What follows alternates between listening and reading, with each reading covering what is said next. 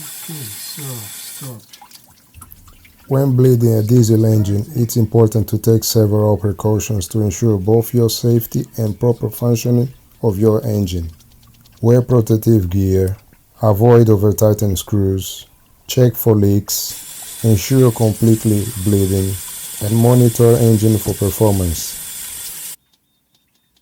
Proactive schedule maintenance always stays ahead.